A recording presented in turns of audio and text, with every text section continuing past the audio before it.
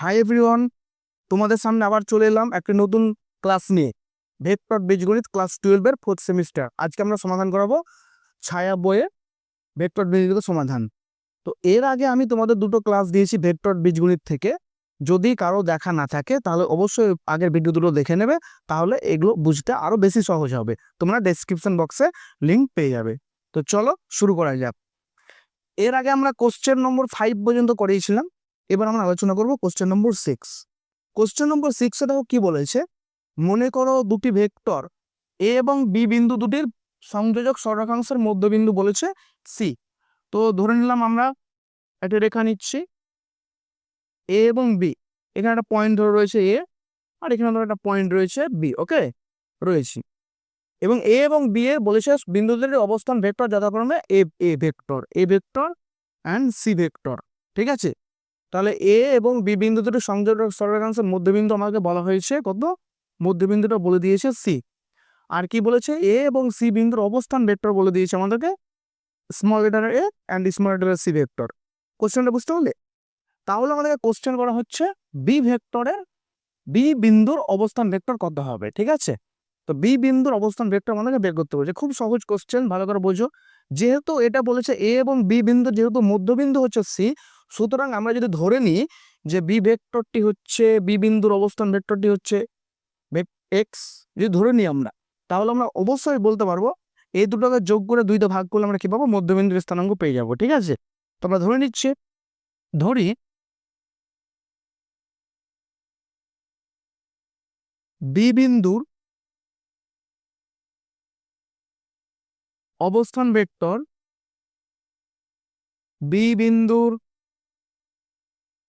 অবস্থান vector x.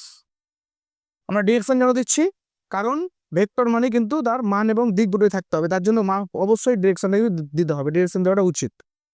শর্ত অনুসারে আমরা কি লিখতে পারবো, সি বিন্দুর অবস্থান ভেক্টর কি হবে, তাহলে এই দুটোকে যোগ করে দুইতে ভাগ, তাহলে আমরা লিখতে পারবো A vector plus X vector by 2 is equal to আমাদেরকে বলে দেওয়া হয়েছে সি ভেক্টর। তাহলে এটা ভাগ আছে, ওপরে এলে কি হবে, গুণ হয়ে যাবে, প্রত্যেকেই জানি। তাহলে বা কি লিখতে পারবো, A vector plus X vector সমান 2c ভেক্টর। এটা প্লাস আছে, ওপরে এলে কি হবে, মাইনাস হয়ে যাবে, পক্ষান্তর করে পাই আমরা। তাহলে কি লিখতে পারবো আমরা, এক্স ভেক্টর সমান 2c ভেক্টর মাইনাস এ ভেক্টর। তাহলে আমাদেরকে কোশ্চেনটা এটাই বলেছে যে বি বিন্দুর অবস্থান ভেক্টর নির্ণয় করো। তাহলে আমরা লিখতে পারবো অতএব বি বিন্দুর অবস্থান ভেক্টর হচ্ছে 2c মাইনাস এ। ওকে, পরবর্তী নেক্সট কোশ্চেন বলছি। তাহলে এবার পরবর্তী কোশ্চেন নিয়ে আলোচনা করব।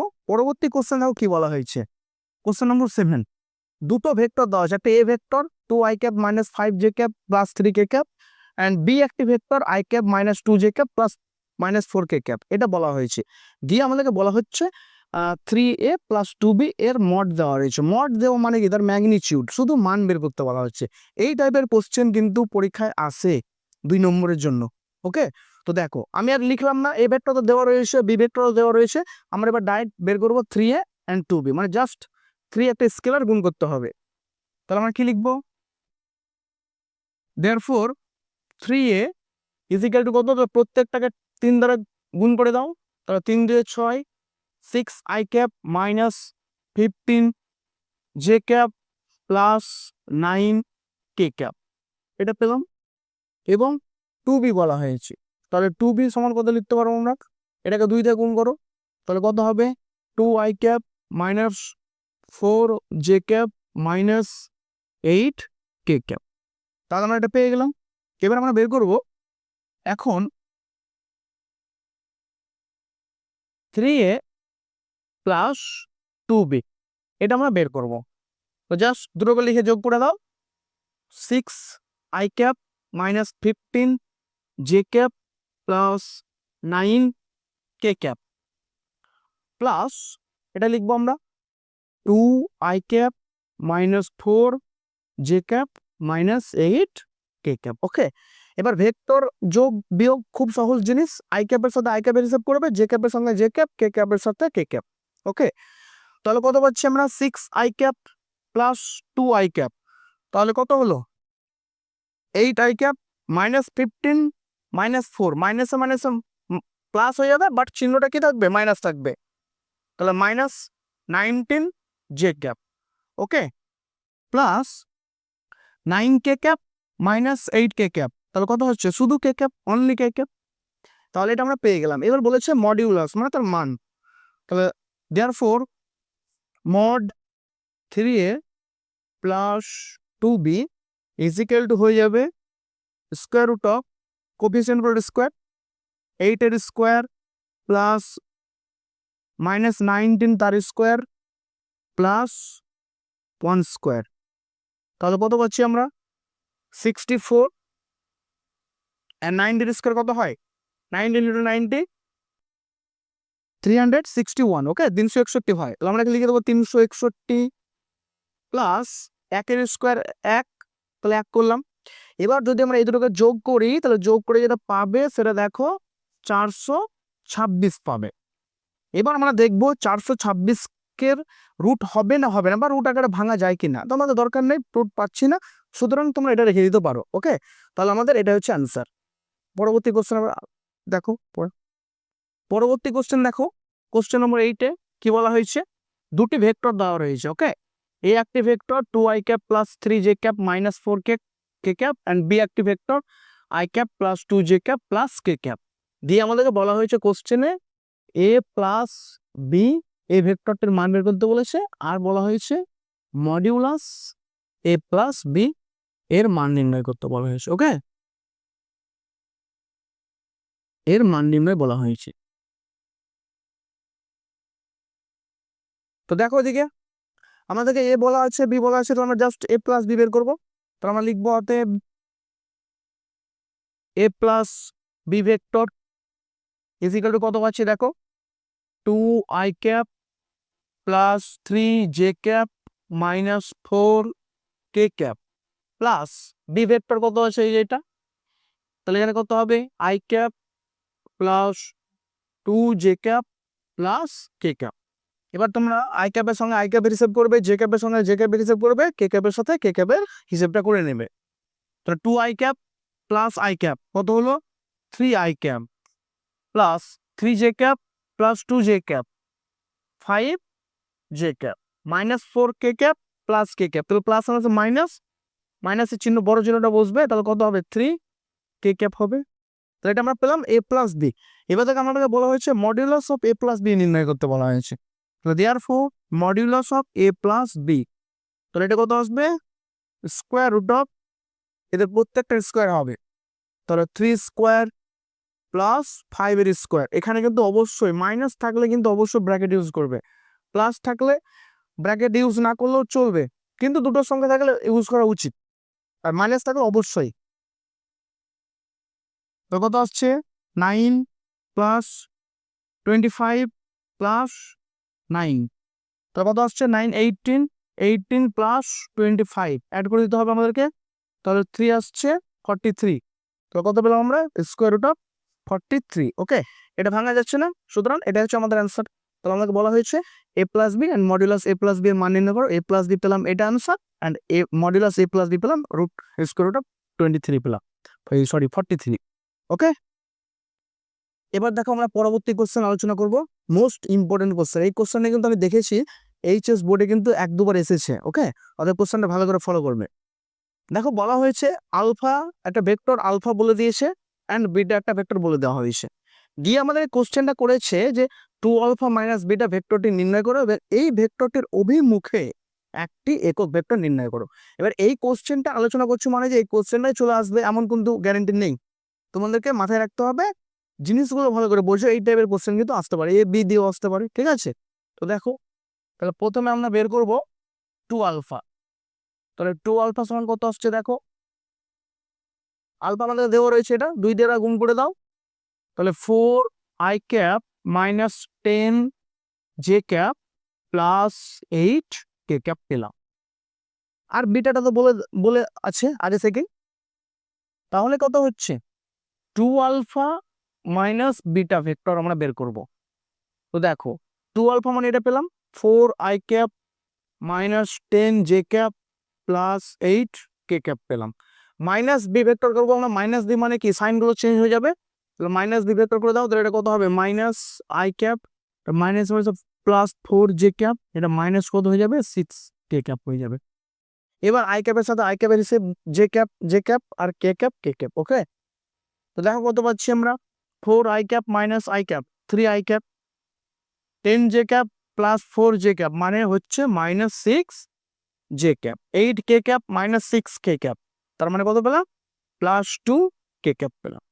তাহলে এটা আমরা পেলাম কি 2 আলফা মাইনাস বি, মানে আমাদের একটা অ্যান্সার এলো। ঠিক আছে, এবার পরবর্তী কোশ্চেন কি বলা হয়েছে, বলা হয়েছে এর অভিমুখে একটি একক ভেক্টর নির্ণয় করো। যখন তোমাদেরকে একক ভেক্টর নির্ণয় করতে বলা থাকবে তখন প্রথমে তোমরা এর মান নির্ণয় করার চেষ্টা করবে, মড বের করবে, তারপর বাকিটা বলছি। তো আমরা কি লিখবো, অতএব modulus 2 alpha minus beta vector এর মান কত আসছে দেখা যাক। তাহলে কত হবে, স্কোয়ার রুট অফ এদের কোফিসিয়েন্ট গুলো স্কোয়ার করে দিতে হবে, তাহলে কত হবে 3 স্কোয়ার প্লাস মাইনাস 6 তার স্কোয়ার প্লাস 2 স্কোয়ার,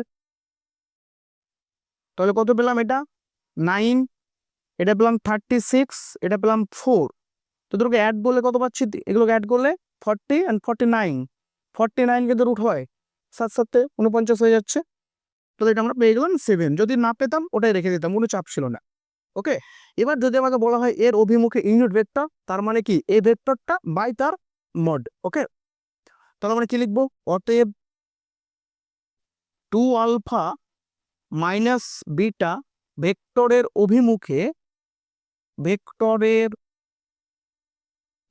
একটি একক ভেক্টর। ওকে, অভিমুখে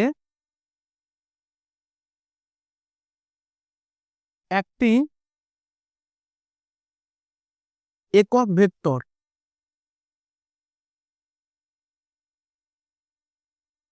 একক ভেক্টর হলো, তাহলে জাস্ট কিছুই না, এই ভেক্টরটা বাই তার মড কত পেয়েছি আমরা 7 পেয়েছি, সুতরাং ডাইরেক্ট অ্যান্সার লিখে দিতে পারো 1/7 লিখে দিলে নিচে যেটা পাবে, এখানে রুট পেয়ে 7 মিলে গেছে বলে 7 করলাম। যদি এখানে ধরো সাপোজ 43 থাকতো তাহলে আমরা কি লিখে দিতাম 43 রুট স্কোয়ার রুট অফ 43 লিখে দিতাম।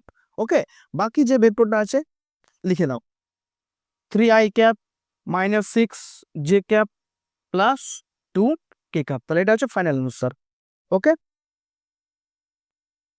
পরবর্তী কোশ্চেন দেখো, এটাও খুব ভালো কোশ্চেন বলা হয়েছে দেখাও যে এই ভেক্টর তিনটি একটি সমকোণী ত্রিভুজের শীর্ষবিন্দু বলেছে বা ত্রিভুজের বাহু বলা হয়েছে। ঠিক আছে, এটা আমাদেরকে বলা হয়েছে সমকোণী ত্রিভুজের শীর্ষবিন্দু। তো দেখো আমরা মনে মনে ধরে নিচ্ছি যে ধরি এ বি বাহু দ্বারা যে ভেক্টরটি ডিনোট হচ্ছে সেটা আমরা এ ধরলাম, এই ভেক্টরটি হচ্ছে I cap minus I cap plus J cap, B ভেক্টরটি হচ্ছে -4i ক্যাপ -6 জে ক্যাপ, এবং সি ভেক্টরটি হলো 5i cap plus 5 J cap. তাহলে এ বি সি এই তিনটি ভেক্টর দ্বারা একটি ত্রিভুজ সূচিত হয় ধরে নিলাম আমরা। ওকে, তাহলে এ বি সি তিনটি ভেক্টর দ্বারা একটি কি ত্রিভুজ সূচিত হচ্ছে। তো যদি আমাদেরকে এখন দেখাতে হচ্ছে যে এই ত্রিভুজটা একটা সমকোণী ত্রিভুজের দেখাতে হবে, তো সমকোণী ত্রিভুজ দেখানোর জন্য কি করতে হবে, আমাদেরকে পিথাগোরাসের সূত্র অ্যাপ্লাই করতে হবে, যে কোনো দুটো বাহুর স্কোয়ার তৃতীয় বাহুর স্কোয়ার হয়ে গেল। ঠিক আছে, অর্থাৎ লম্ব স্কোয়ার প্লাস ভূমি স্কোয়ার সমান অতিভুজের স্কোয়ার। তো আমরা তো জানি না আগে থেকে কোনটা লম্ব কোনটা ভূমি কোনটা অতিভুজ, তো আমরা প্রত্যেকটার মানের স্কোয়ার বের করব, তারপর দেখা যাক কি আসছে। তাহলে লিখবো আমরা অতএব মড এ ভেক্টর তার স্কোয়ার, স্কোয়ার মানে রুটটা উঠে যাবে, তো রুট উঠে গেলে কি থাকবে শুধু -1 এর স্কোয়ার প্লাস 1 স্কোয়ার, তাহলে কত আসছে 1 + 1 সমান কত আসলো 2, মডুলাস ডি ভেক্টর তার স্কোয়ার, তাহলে এখানে রুট থাকবে না, অর্থাৎ -4 স্কোয়ার প্লাস -6 এর স্কোয়ার, তাহলে এটা কত আসছে 36। ওকে, তাহলে কত আসলো 2 6 6 12 12 2 হাতে বললে 1 52, তাহলে কত আসলো এটা 52। তারপর দেখো কত আছে, এবং সি ভেক্টরের মানটা বের করছি আমরা, সি ভেক্টর তার আবার স্কোয়ার দেওয়া রয়েছে, তাহলে এটা কত হয়ে যাবে 5 এর স্কোয়ার প্লাস 5 এর স্কোয়ার, তাহলে কত আসছে 25 প্লাস 25 সমান কত আসছে 50। তো আমরা এখানে স্পষ্ট দেখতে পাচ্ছি যে যদি আমরা A vector and C vector square add করি তাহলে আমরা কি পাচ্ছি, বি ভেক্টর পেয়ে যাচ্ছি। ওকে, তাহলে আমরা কি লিখবো, যে অতএব মডিউলাস এ ভেক্টর তার square plus modulus C vector তার স্কোয়ার করো, তাহলে কত পাচ্ছ, এটা 2 প্লাস 50 সমান কত আসলো 52। আর 52 মানে কত পাচ্ছ, 52 মানে পাচ্ছ বি ভেক্টর তার স্কোয়ার। তাহলে আমরা কি পেয়ে গেলাম, লম্ব স্কোয়ার প্লাস ভূমি স্কোয়ার সমান অতিভুজ স্কোয়ার। তো আমরা লিখবো যেহেতু মডুলাস এ ভেক্টর তার square plus modulus C vector তার square is equal to modulus A vector তার স্কোয়ার, সুতরাং ত্রিভুজটি একটি সমকোণী ত্রিভুজ, ত্রিভুজটি একটি সমকোণী ত্রিভুজ।